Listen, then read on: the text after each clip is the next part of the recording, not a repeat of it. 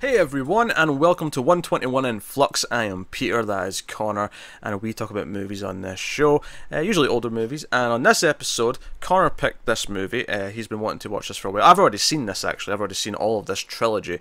But we are delving into a classic Japanese samurai trilogy, not by Akira Kurosawa, because usually when you're talking about classic Japanese samurai movies, it's not such a weird thing to assume it may be a Kurosawa film. That is not the case here. This is the Samurai Trilogy, directed by Hiroshi Inagaki, and this is the first one. This is Samurai 1, Musashi Miyamoto. And this was a trilogy that was released very close together. This was very well planned, because this came out in 1954, 55, 56. So it was very consistent. They kind of had it all ready to go. Well, I say that. I don't mean they made it all in advance. I just mean, it was they boom, boom, scheduled boom. it well. Yeah. So, that's what we're going to talk about. We'll start spoiler-free, as we always do. We'll warn you somewhere in the middle before we go into spoilers, and we're going to talk about it. So, like I say, I've seen this before. This is the kind of the origin story of the trilogy. This is the story of how the main character kind of becomes, or at least starts his journey to really becoming the samurai. Yeah. And that's kind of what it was about. His name in this is a little bit different as to what it becomes. It starts off as Takezo, and we'll get into that more properly in spoilers. But in this movie, he is Takezo, and he convinces his buddy Matahachi. They're in a small village. There's a war going on in Japan, and he wants to join up and get famous for being a war hero. And he convinces his buddy to join, even though his buddy's engaged and he's got a mother that he's leaving behind. He convinces his buddy to come with them. And it doesn't go so well. Their side loses the war. It all goes to shit, and they end up seeking refuge in a small house nearby. That's well, I say nearby. It's walking distance in some capacity from the battlefield, with this widow and her daughter. And things take a bit of a turn, and eventually Takezo is a bit of an outlaw, being chased down, and it's kind of like his journey to maybe like not being so angry, where he can go from here. And there's more to it than that, but I want to save it for spoilers, basically, when we get into it. So, I suppose I'll ask the question. Connor, did you enjoy Musashi Miyamoto, the first samurai movie? I did, yes. Like I say, it was an origin story, which I wasn't actually expecting, because I didn't know exactly what it was. I knew this was a well-regarded trilogy, and I'm like, okay, cool. That's pretty much all the information I had going in. Yep, I actually blind bought the Criterion collection of this, the trilogy, I don't know, when it came out, whenever that Blu-ray came out, like a while ago, 7-8 years ago, whenever it was, and I watched it for the first time sort of soon after that. So it's been a while since I watched them, but this was I liked it a lot. Like, I'm happy to be watching it again. I loved it the first time. I maybe even loved it a bit more this time. I think going in knowing where the story is going to go over the three movies, and sort of seeing the build, because I remember watching the third movie maybe like a year after I watched the first one. I kind of spread them out a little bit. It was like, I watched the first one maybe 6 months later, I watched the second one, and then the third one was maybe another 6 months after that. And I think I remember when I got to the third one, I remember being like, oh yeah, I'm maybe struggling to remember some of the stuff in the first movie now. It's been a while. But so it's fun coming back and watching the first one again and being like, oh no, I know where this is going. I know where this is setting things up and what it's doing with these characters. And I think what's interesting about watching this is that it's definitely the first part of a story, because there's several threads that are left open, and it definitely ends with the story's just beginning. We're just getting started here. And I actually kind of like that. I like how, because I think a lot of the word trilogy gets thrown around a lot, and there was a time when really most trilogies weren't really classified as trilogies, because trilogy once upon a time actually meant no, the whole thing was kind of planned and semi-written before they even made the first one, and it was all kind of finite. And that's not actually true for most trilogies that we think of, right? It's not true for most of them. No, a reasonable handful. But a handful, but not most of them. And Lord of the Rings is obviously a big exception. That's definitely a trilogy, because it was all written in a book form first. Absolutely, yeah. That one's undisputable, but there's definitely others where it's like, nah, I mean, like Back to the Future is a trilogy, but they didn't actually plan the sequels until after they made the first one. Yeah. And then, it's true of a lot of them. So, whereas this feels like, no, this was like a serialized 3-part story that they started here. And it does, and I think one of my favourite things about it is that it does take a character who, he's not unlikable, but he's definitely not a hero yet, and he's kind of an angry guy who is just doing things for the fame and the fortune, and I want to be recognised as a samurai without actually caring about the honour of being a samurai. Yeah, it's not about being a samurai, it's about just the position. Yes. And it kind of takes him, and I love that because normally I hate when we get like love triangle things and whatnot, but I actually really like how this movie, from the start, from where it starts and where it ends, and who's with who cares about who, it completely develops in a really kind of natural way for me, especially in a movie like this where it's set in feudal Japan, where, you know, romance is not like it is now. It's kind of like when you watch a movie from like the 50s and like a couple like date and then they'll be proposing within a week of meeting. Like that's like, you know, we're in love immediately. Like, you know, this is kind of falling into that a little bit, in the sense that, you know, everything's immediately, you know, hold me, yeah, we're in love. Yes, that's what we are already. But I actually kind of like how this kind of, it's almost like that's how it starts, but then over the course of the film, actual real relationships grow out of the events. Yeah. And I actually think it's really impressive for the time period for that to happen. To the point where I actually kind of cared about the robots, but by the end of it I was like, they didn't take this too far, they didn't like go all sappy with it, it was just enough to know how they felt, and then it makes me care for coming back for later. It's because it's not rushed. Exactly, it's not rushed, yeah. Even though, you know, things move quickly, it's not like unreasonable is the point, and there's not too much of it, it's just, you know, okay, here's just the right amount for this bit of story. Yeah. Honestly, my only complaint really about the movie is one pretty obvious dummy at one point that was really bugging me. There's a horse riding scene where it's both Takezo and the what's her name, Akemi, the widow's daughter, Yes. and she's on the horse with him, and he's like, oh no, I can't do the rough riding with the horse when you're on it. You get too scared, you'll scream. And he's like, no, I won't scream. Like, no, go, do it. What, are you, a coward? And he's like, you call me a coward? Alright, fine then. And he, you know, gives the horse a good slap and they start riding off. And of course she starts screaming. But every time it cut to the wide shot, it was very clearly a dummy that was in the guy's lap, like the stunt rider. And it was just really, really obvious. And I was like, oh god. Because I think what's interesting about this film, actually, it's in colour, right? And that's worth mentioning, because this is 1954. This is the same year as Seven Samurai, just from memory, which was black and white. And it makes me wonder, actually. It makes me wonder if this was either higher budget than Seven Samurai, and that's why it's in colour, or did Kurosawa make the choice not to do it in colour with Seven Samurai? Yeah, I could see the way. I feel like Seven Samurai must have had a higher budget. It's doing a lot bigger scale things. That's true. And Akira Kurosawa was already like a huge director in Japan, and it's also worth mentioning that he stayed working with black and white into the 60s, so there's a good chance that was just a choice on his part. Yeah, it might be just he likes it. He knows what he's doing with that, you know. Of course, he did eventually switch, because there are films later in the 60s and stuff that are in colour from him. Obviously, you eventually get to Ran and stuff in the 80s and whatnot. But the reason why I'm bringing this up, it's in 4:3, so it's definitely of that era in terms of the shape of the ratio. In fact, if you want to know more about aspect ratios, coming up for patrons soon, very soon in fact, when this goes up, it'll just be a couple of days until your aspect ratio episode, the inaugural episode of 1.21 Extra, will be going up. And that's for the patrons. That's for the patrons only, yes. Yeah. Yes. If you're watching this on YouTube, that's already there, so go become a patron and you can go and check that out. Yes, I wasn't planning a stealth plug there, but I started talking about aspect ratios. It was just too good to pass up. So, but the reason why I'm bringing it up is actually because there's actually moments in this film where I'm like, damn, this is really beautiful. Like, there's actually some really great shots. Anytime it was doing like the landscape, or like at one point he's like standing in front of a waterfall, and I'm like, this is really pretty. Yeah, it comes from it's really good shot composition. Really good shot composition, really good colors.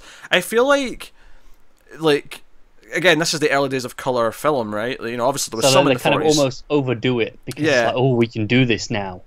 I almost feel like, you know, movies now, like, I mean, obviously it depends on the movie, and sometimes a more muted palette is what you want, and sometimes it's not. But I do kind of, I love kind of the excitement here, the glee of, oh, we can have colour, let's just have colourful everything. Like, no, it's true. It happens all the time. It reminds me of when we first got stereo sound, and the Beatles were like, screw it, stereo everywhere. Like, and it was insane. Like, it's all over the place for like 2 albums. Yeah. And so this feels like that. It's like, oh, we've got colour, let's go for it. Yeah. Nothing's allowed to be black or white. We had black and white for so long. Everything's a colour. So exactly. Yeah. That's what we're doing now. So no, it's a really pretty film, actually, in places. I think the performances are pretty good. Of course, Toshiro Mifune, who's the lead character, who is the guy who's often in the Kurosawa films. He's teamed up with him numerous times. I love that even when it's not a Kurosawa film, he is still the #1 samurai in Asian cinema. basically what everyone thinks of as samurai. Now, if you think He of a is, yeah. samurai, you picture him. Do I get so again? He's in Seven Samurai, right? He's in that movie, and all they've really done is shave his face, but he legitimately passes for being much younger in this. He does, yeah. Now, admittedly, there's a time jump at the end where he does look a bit older again, and I'm like, almost to the point where I'm like, did they like shoot the first chunk of this like 5 years ago and then come back just to make him look a bit older when we jump time? Yeah, maybe some really good makeup work, maybe. It must have been, yeah, but you know, it's really convincing, and I liked, but what I liked about it is that I didn't even really recognise Mifune. I knew it was him, like I just knew it was him from the box or whatever, but I didn't really recognise him until the end when it jumped forward and he looked older, and I was like, oh, now it looks like Mifune. Now I recognise him. Yeah, I know what you mean. It was like, all movie I'm watching, it's like, I know it's him. I can see it because I know it. But it gets to the end, and I'm like, now I see it. Also, I'm recognising a photo on the IMDb list here. I'm going to check and just confirm this is who I think it is. Yeah, the guy with the eye patch from Godzilla. He's in this movie. Oh, was he? Yes, Seijiro Yoshioka. He was in this movie. He was the guy. He's the scientist with the eye patch in Godzilla. So that was the character's name. Akiko Hirata is the actor's name. But hey, so no, you got the battle scenes. What I think is interesting about the battles in this is that there's not a whole lot of actual violent, bloody to the death fights. There's one or two deaths like that, but for the most part, it's just him trying to evade and trying to like get away. Yeah. He's got like, instead of he calls it a wooden sword. When he said that to the person, he said to hand me my wooden sword. I thought it was going to be just like a wooden sword. It's not. It's a pole. It's a wooden pole, not a stick. I wouldn't quite call it a stick. It's too furnished to be a stick. Yeah, no, it's definitely a belonging. It's a possession. It's not just something you've picked up out of the woods. Yeah, it looks varnished, you know, and made. Yeah. It's a made thing, but it's a pole. It is, yeah. And that's basically what he's rocking for most of them. He's just hitting people with his stick. It is. It's funny. Like you say, there's not a lot of death, and there's not, but and even when there is, it's kind of just it's kept at a focus, at a distance. I'm thinking, by the water. One of those like there. It's just okay. That happens, and you see it, and you know what's happened, but it's kind of just kept at a distance, so you don't get a close look at it. I think what makes it work is that so much of it's him just trying to evade and be stealthy that it's more like a game of cat and mouse, and you want him to get away. If you even do, like, I don't even know if in the first watch you're necessarily completely rooting for him, even though you know that by the point he's on the run, not everything that people think about him is true, right? Because keep in mind, the opposing army won, so he's just kind of a war criminal by default because he fought on the other side. So even though he goes back to his hometown village, it's like no, now they're in command, so that's why he's kind of on the run. But we also see him being accused of things that he didn't do and various other things. So even though he's not exactly a perfect person, he's definitely flawed and corrupt, and he needs his arc, which is kind of what the movie's about, is him eventually learning he needs his arc. But you're kind of rooting for him in that sense. Yeah, definitely. And I think what's great about it is that we kind of view him through Otsu's eyes in a lot of ways. Otsu's kind of, even though she's kind of the innocent, would-be wife of Matahachi, she's the one who kind of doesn't just immediately assume that he's awful, and kind of sees that, okay, even through all this anger and through the possible danger, there's something in there to recognise. So she's kind of our eyes for a good chunk of the film. She is, because like you say, for me, first viewing, I haven't got any attachment from whatever his character is over the next two movies, but it's almost like, okay, I know he's the good guy ultimately. I know he's the guy I'm following, so you're rooting for him just on that, and she's kind of the same. She's like, yeah, okay, I kind of know there's something in there. Yeah.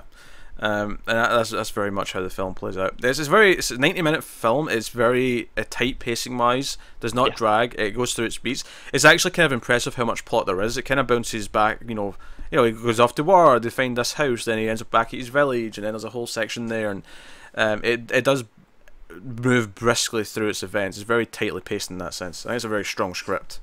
Yeah, I agree. There isn't any wasted time whatsoever. No. And even when it does stop to like appreciate the scenery, it never goes on so long that you feel like it's dragging things down or it's padding or anything like that. No. So yeah. I mean, I guess anything else before spoilers? We should just overall. Actually, music. I really like the music. The main theme. Yeah, it's really strong.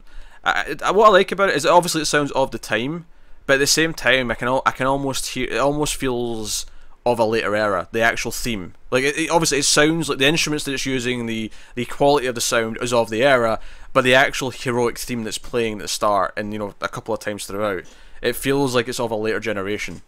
No, you're right. Music is very similar to what a lot of the movies were doing in the 80s. Yeah. So, I mean, did a bit ahead of its time there for sure. Yeah, so no, I like the music. So we'll full spoilers now from here on out. This is Samurai 1, Musashi Miyamoto. So this is the story of how he eventually is kind of turned into a samurai. He's on the run. Him and his friend, who he convinces to go to war with him. They're basically the grunts. They're digging the trenches at the back. Yeah. In fact, that's almost a really darkly funny scene when we just see like the soldiers, like they're just running back and they're like, "Hey, stop digging! There's no point. Just start running." And they're like, "Why?" And they're like, "We're all dead. They've won. We're doomed." And they just get kind of angry, and they have to go on the run. And you just got their head sticking up out of the trenches as well at this point. Yeah, and you get a really interesting set of characters, and I think one of the things that really tells me this is planned out over multiple movies is the character of the widow and her daughter. I think their stuff, because they've got like a chunk here where 20 minutes or so is at their house and they're part of the movie, but they set up so much about her, especially the widow, like how her as a character, where she's kind of devious, she steals like dead belongings from dead samurai and soldiers and sells them. There's these bandits that come around, and you almost are, it's kind of funny that this came out at the same time as Seven Samurai, because it's almost a subversion of that type of plot. Where it is. This is based on some books, right? I think so, yeah. Yeah. So I mean, it makes sense to me that this, like you say, it was planned in the sense that sure they were banking on getting the next movies. Sure, yeah. But there was material there already for them to draw on. But because they introduced these characters, and she's stealing stuff from the dead. She the daughter tries to throw herself at Matahachi, let me correct that. She throws herself at Takezo. Matahachi, on the other hand, because he gets wounded a little bit, and she's tending to his wound, and he gets kind of caught up in the moment, and he goes to kiss her kind of forcibly, and she doesn't even know about his fiancée at this point. She just kind of runs off, and she finds it from Takezo afterwards. But he's kind of guilty about it. He's like, "Oh, please forgive me, Otsu." I mean, no one's seen him do it other than her, but he's just like, "Oh, please forgive me. What have I done?" Because they're behind here for a couple of months at this point from the soldiers. And then later, it's the widow who throws herself at Takezo, because the daughter just seems to generally like him and wants to be with him, and he's like, "This women, what are you doing? Stop being silly." And the widow ends up throwing herself. It's actually not until after the bandits come and he fights them off single-handedly. He just takes them all out with his stick. Yeah, that's basically what he does. Again, it's a pole. I'm sort of stick for comedic effect here. He beats them all off with his stick. Admittedly, he grabs one of their spears as well during the fight, but he does all that. And the widow then kind of "Oh, you're a real man. You're not like that other one who's weak and whatnot. You're a real man. Oh, be with me and we can do." And she's trying to manipulate him, and he pushes her away, and he's like, "No," and he runs off. He goes off to the nearby lake to wash up. He needs to be alone.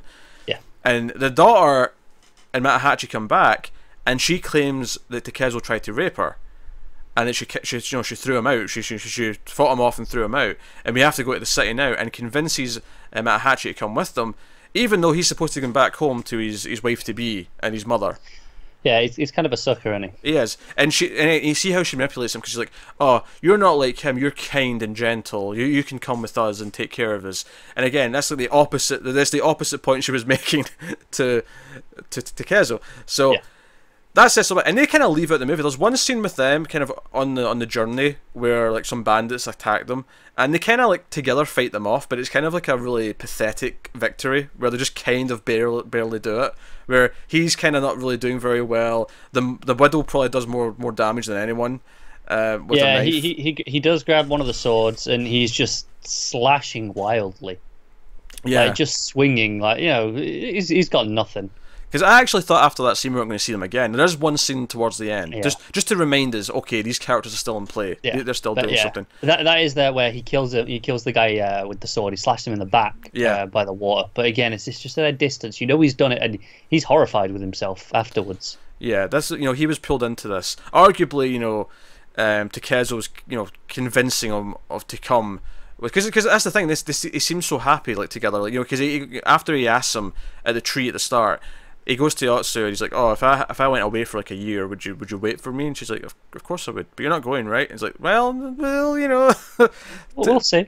Takezo kind of wants me to go, and there's that scene where Takezo's leaving to go to war, and he shows up, and they're so happy. They're proper best friends. They're so happy they're going to go together. He's not going alone. He's so cheery about it. And now when Takezo comes back and he finds the house empty. He's like, damn you, damn you, Matahachi. What have you done? Your mother, your wife to be, you've left them, and they're off together. So, and that so they've left the movie basically. Other than one scene at the end, they've left the movie. It's now Takezo who comes back to the village, and at this point, it's been taken over by the winning troops, and he's like an outlaw. And he's basically they know he's in the town, and they keep trying to find him, and he's ducking and diving, and he tries to speak to Otsu. And Otsu, we had one scene with her earlier, but this is where she kind of becomes one of the most important characters of the film, where, like we said, she's kind of the eyes for the audience. She's kind of like the conduit. And she kind of meets him, she's kind of scared at first, and, because the story here is that Matahachi died. And Takezo's like, no, that didn't happen. He comes and tells the mother and Otsu, no, he's not dead. He's out there, he's fine. And they say, okay, where is he? And he's like, I can't tell you that, because he feels too bad about telling them about what he's done. That he's left with another woman, basically. He's not willing to say that. And of course, later on, we get a letter. The widow sends a letter to her. It's like, oh, I heard, he spoke about you in his dreams, in his sleep. So I'm just sending you a letter. I'm married to him. Let him go. Bye bye now. Is basically something she sends later that confirms everything. It's pretty cold. Yeah, but so everyone's hunting him, and Otsu clearly cares about him and doesn't want. And ultimately, this goes on for a while. They get the villagers. They're all like, oh, everyone has to send 2 people from their family to come and help hunt him. It's a lot of game of cat and mouse, a lot of sneaking around bushes, all that kind of thing. It's a really fun part of the movie. I think this is where the real strengths of the flow come from. Is this part of the movie? But eventually we meet this priest character. We've seen him once or twice, sort of briefly with Otsu. He's been around, yeah. But he comes because he actually stops a scene where she's almost assaulted by this other samurai, one of the guards, who wants to have his way with Otsu, and he kind of is just there to sort of hey, there's someone watching, stop it, and so we get a sense that he's a good person, right? We get that kind of early. But he's like, okay, all this hubbub over one person, I'm going to go out and find him myself. And Otsu's like, oh, I'm coming with you. So they go out and just go camping, basically, in the forest. And basically the fire and the smell of the food kind of attracts Takezo in. He's just like, okay. And it's when he just sees him in the bushes, and he calls out to him, it's like, hey, come on, it's cool, we're cool. And, she's like, who are you talking to? Is there someone else invisible here that I'm not seeing? He's like, look over there by that bush. It's like, yeah, it's just there. Yeah, and he comes out and they feed him. I really wanted some rice after I was watching this. By the way, he was just like downing rice into his mouth. I'm like, I could go for some rice. Go for anything, to be honest. I'm pretty hungry. Yeah, that's true. I'm quite fond of rice. A lot of people think rice is a boring thing. Rice I find eternally shoving my faceable. No, see, I need something with rice. It's got to have something in it. Oh, a bit of a sauce, sure. Yeah, but not just a sauce. I need some meat, some veg, something in with it. It can't be just rice. Oh, I mean, obviously I'll have that when I've got rice, I'll often have it with something, but I don't need to. Like I can just have some rice and sauce and just be happy. Nah, I get bored of it about 4 or 5 mouthfuls in. Oh no! Whenever I get a Chinese, I always get an extra batch of rice just so I can sit and have the rice later for a snack. Madness. I love it. It's great. It's my favourite part of the Chinese. The meat's just there because I'm supposed to have meat in my diet, but the rice is the rice and the sauce is the real temptation. Oh, the meat's the best bit. I mean, the sauce, obviously, that's what makes it, but that's because of the flavour more than anything else. Yeah, but the meat over the rice. Yeah, I mean, chicken's still just chicken, essentially. The rice is the bit that fills you up. The chicken's the bit that makes the meal. The rice is just, here's the padding that will actually give you the. Sometimes pants, You'll stop being hungry. It's the same with mashed potato and gravy. Like the other thing that's there is just there because it's supposed to be on a meal, but the mashed potato with the gravy is my favourite part. Fair enough. I don't know. I'm weird. I'm really fussy with food, and I have some really weird likes and dislikes, and that's just. I'll be honest. I'm a big fan of mashed. I'm more of a fan of mashed potato and gravy than I am of rice. I could, you got a roast dinner in front of you. I'm quite happy to have a huge portion of mash. Absolutely. But rice has to be in proportion to the sauce and the meat. You can't overdo it. Yeah. Anyway, so point is, him shoving the rice down his face was making me hungry. But I can't argue with that. But so he's like, hey, if you turn yourself into me, it won't be just the soldiers putting you through a quick trial and executing you around like that. You'll be treated properly, and it's maybe not clear the first time you watch it, but certainly he's got a motive here. The priest is up to something. He's got an idea, and he ends up tying him up in a tree and hoisting him up, right? And he's hanging on the tree, and Takedo's just shouting and screams, "Ah, you bastard priest! You said you were going to do things properly." Yeah. And he's up there for days. There's kids throwing stuff at him.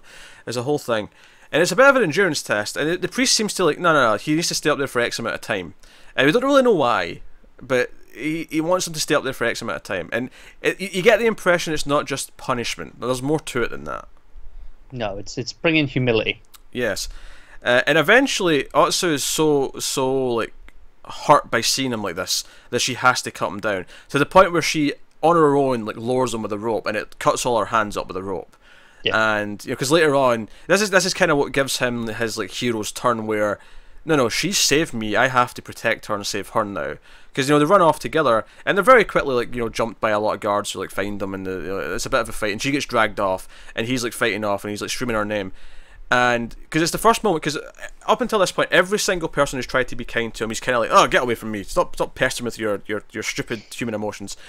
But when her hands are bloody, and he's he feels bad. Yeah, he rips up our shawl, and he's hey, I'm going to start wrapping you up, and he's taking care of her. And once again he's taken, and once again the priest is the one that gets him, and he's put in. In fact, no, he gets away, admittedly, and he tries to rescue, because he thinks Otsu's been kidnapped. She's in prison inside the temple, and he's climbing up the side, and the priest just kind of comes out. He's like, what are you doing there? Because he's hanging on the wall. Yeah. He's like, I have to save her. She saved me. I need to save her. It's like, no, come on, I'll show you. That's not be silly. Yeah. And he basically leads him to a room, a sort of attic room up these stairs, and then locks him in. And he's pissed. He's like, oh, you trapped me in here, you priest bastard. I've fallen for it again. Yes. And there's a lot of books in here. There's stacks and stacks of books. And he's like, once you've mastered those books, I'll let you out. And he's like, okay. And you kind of get the impression here that, okay, he wants him to learn something. This isn't just punishment. He wants him to learn. Yeah. And, we see him go to Otsu, and Otsu's just got a little job. She's, by this, she's maybe away from the town, from before, but she's at this little bridge, this little shop. He just explains to her, okay, this will probably take years, but he's in the temple. He's learning. He's learning to be better. And basically what the priest is doing here is he wants, humility. He wants to teach him respect. Because before he wanted to be a samurai for the glory, and now he's actually studying what to be a samurai actually means and what it actually is. And it's all just kind of a test to turn him into a better person and a better samurai. And we actually skip what turns out to be 3 years later at the end of the movie, where he is now looks older. He's got a proper set of swords, and he's the I don't know, not the emperor, but the general, the lord. The lord of the town or whatever. He's like, oh, you want to be my samurai, my agent?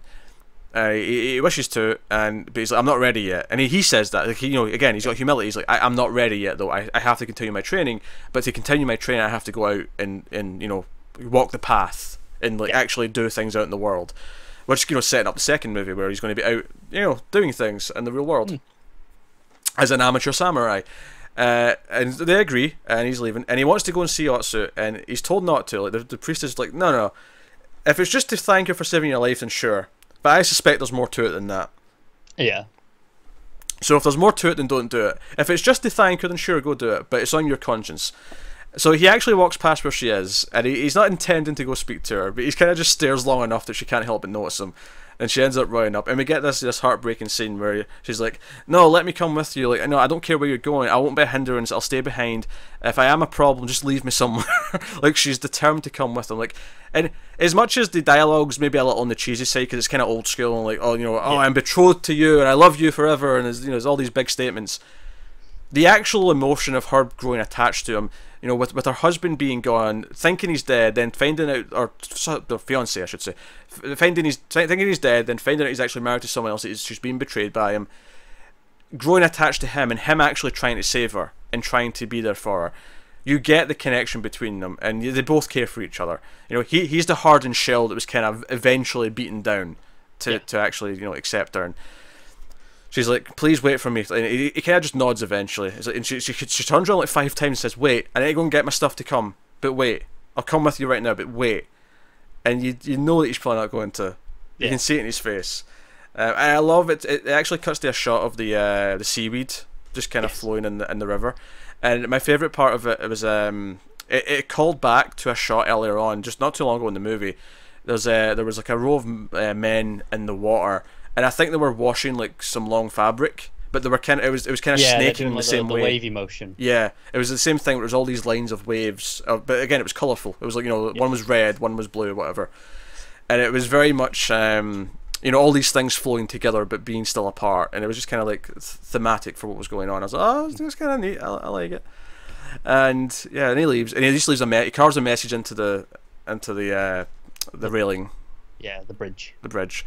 It just says, "Forgive me," and she's left on. And I actually feel bad. I'm like, oh, like I think you leave this movie really wanting them to have a happy ending. Yeah. Well, we've got 2 more. We do have 2 more, but I think you really do want them to have a happy ending. And we get the final shot of him walking out into the world as a samurai, as the main theme cranks out. And we should go back and talk about the final scene, because obviously we get a scene with the widow, Madahachi, and Akemi in the you know, after the time jump, where they are now. They're in the city, and basically it seems like they're trying to sell off the daughter as a wife to become rich. And the widow's having an affair and treats Madahachi like shit. Like he's treated like this just, you know, property. To be expected, really. Given the setup with her character and how she treats everyone. Yeah. So I mean, I know kind of, you know, what this leads to, so I'm not going to say too much on it, for, you know, for spoiler's sake. But it was just interesting because, again, this is stuff for next time. This is stuff for.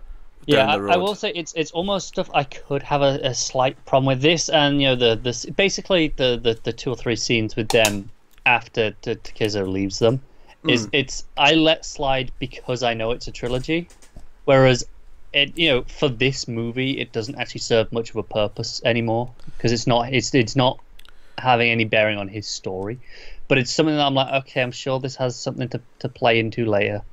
It's a serialized story. I think ultimately you have to accept that and know that, you know, this is part 1 of a 3-part thing. So I think you just have to accept it, because I mean, it's not like they go back to him a lot. There's only 2 scenes with them. There's one on the beach, and then there's this one at the end. And I think I don't know if he did the first one, admittedly, in the beach. It does a lot for Madahachi's character and, you know, to who he is. Yeah. So that's the thing. It's good for him, but again, he's not the focus of this movie. He's not. It's not really his story, so it's why it feels a little weird to have that. But I think the scene at the end is almost the equivalent of the Marvel post-credits scene. Here's what's coming next time. This is relevant for the future. And it's just to remind you as well, because if you hadn't have this scene, you wouldn't have seen them for like the last 40 minutes. Like, you know, you'd maybe be forgiven for forgetting them had we not had this scene you would, to remind you. I think, you know, these scenes only are there to just be like, hey, these are going to be around the next movies, right? Otherwise, they would bow out when they do, because they're not really relevant for the rest of this movie. They kind of, you know, they're not part of this journey. So I think they are there just to keep them in your mind. Yeah. So that's why I think it's not a valid criticism because of what the movie's trying to do. Okay. I think it's fine as a trilogy, but I think it does slightly take away from their purpose in this particular movie. But as a trilogy, though. Yeah, it is. It's you know, like I say, I'm judging it on both. There's no point in judging it on both. It's a start of a trilogy. Yes, there is. I mean, yeah, but I think even a trilogy, you want to sit down and watch just this movie, especially the first movie of a trilogy, which usually has its own thing. It's sketchier when you get beyond that.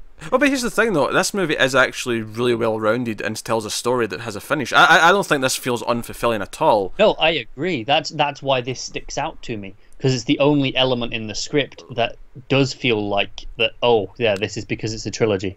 No, but I think that's okay because it is just the once. Like, it's not littered with these little things that don't get paid off. It's just the one thing. It's just that one dangling thing to sort of keep you going for next time. So I think it's a bit unfair to judge it like that because it isn't, because it isn't a single movie. It is part of a trilogy. The first one should probably be the most standalone out of a trilogy. Like, I would never tell anyone to watch Back to the Future Part 2 without watching Part 1. No, there's no point. No, I think almost every trilogy that I can think of, the first movie kind of stands on its own, right? Yeah, for the most part, yeah. It's very rare that they don't. Lord of the Rings, not so much, but yeah. That's one of the rare ones that doesn't, yeah. Yeah. Doesn't stand up when you put all three of them together, to be honest, but... One day. They walk a lot when you put them together, but they don't stand up much. Oh, one day.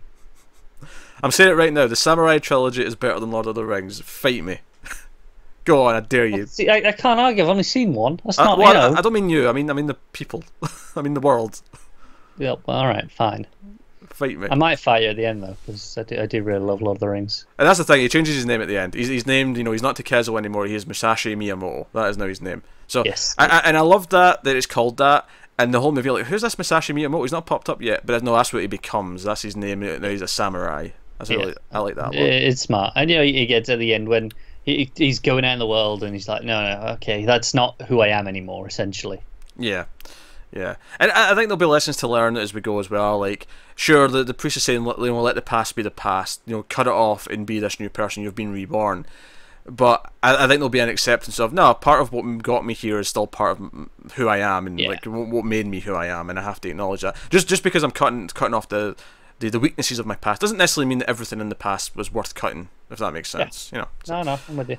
So there's definitely more to do with that, and I think we have some really strong characters. I really like Miyamoto.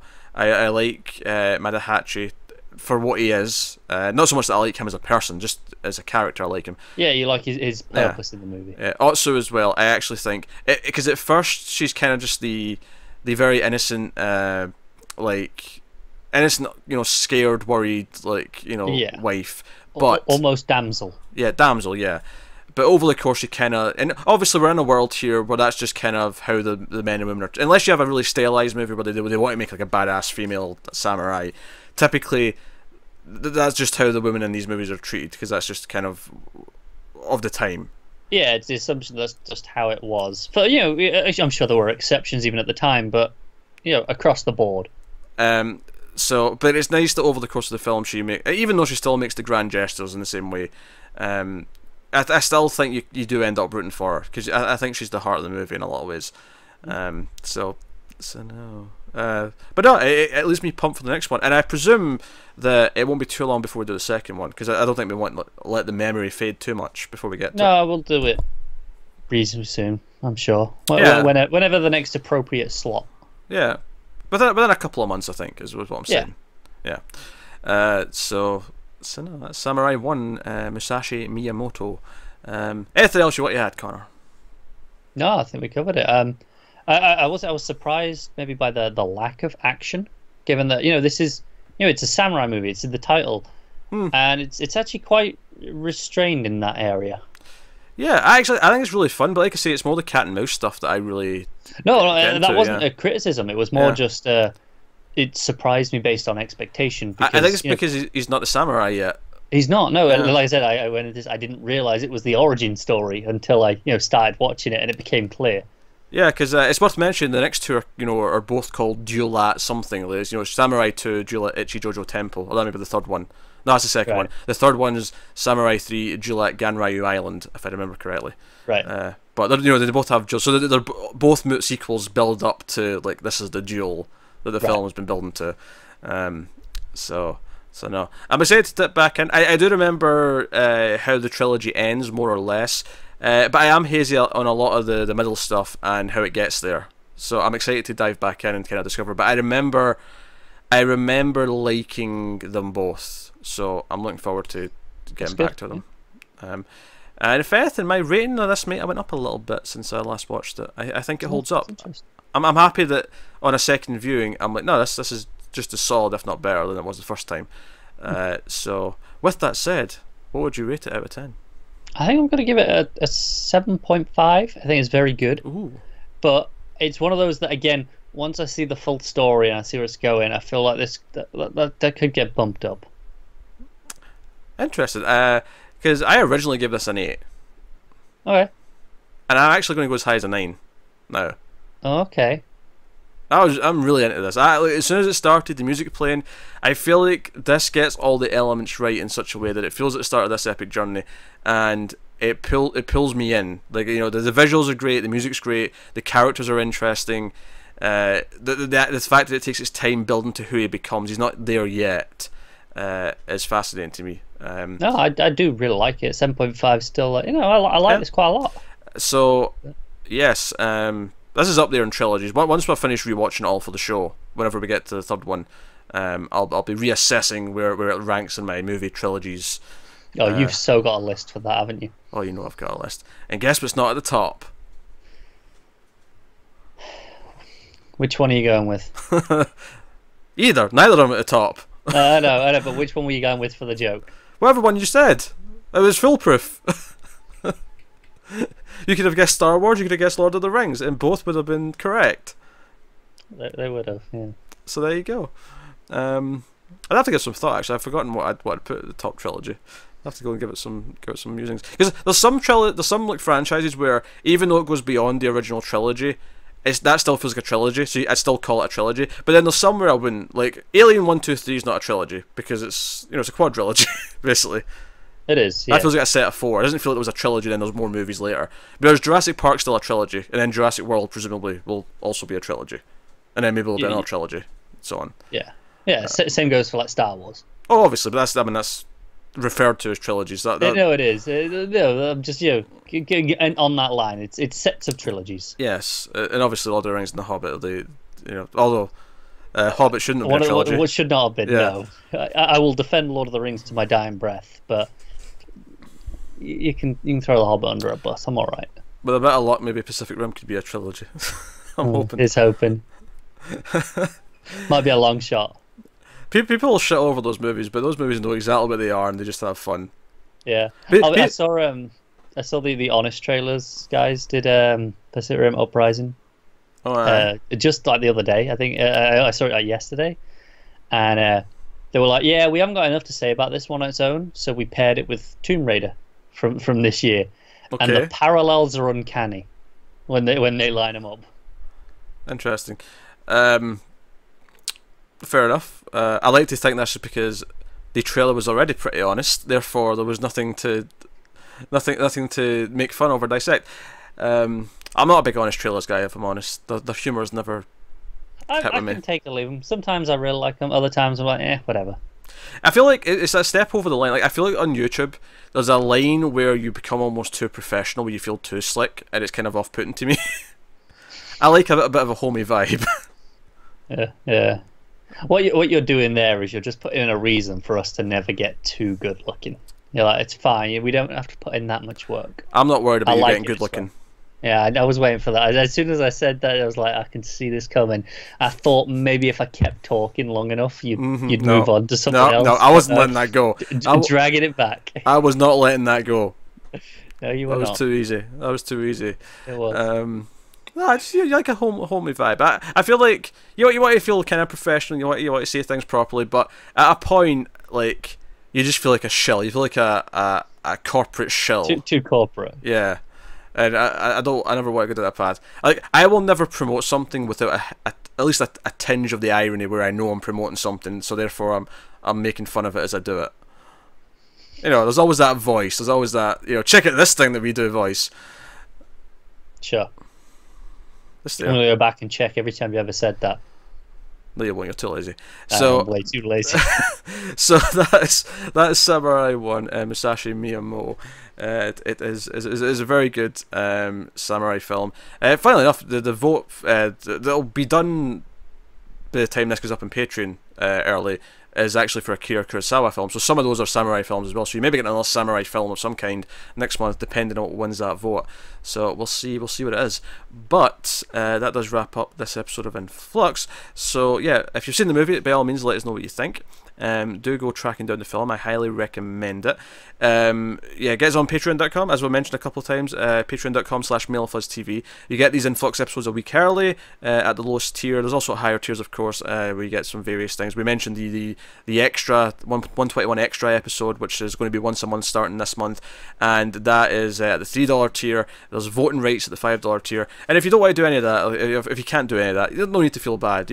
Comment, like, subscribe, watch the ads on YouTube. All that stuff does help. All of it's valid support. My TV's turning off, so I'm trying to fix that while I can tell you talk. Suddenly just lit up. So yeah, do you know what? It's a really big bright box that appears on my TV when it's going to turn off. See, mine does it. It's a little black. It's just a black box in the middle. Yeah, this takes up like a good sixth of the screen. That is a bit extreme. And it's a 46-inch screen, so it's quite a big chunk. Yeah, it is pretty big. Anyway, so do all that stuff. Thank you very much for watching or listening. We always appreciate it. Keep watching movies, guys, and we'll see you next time.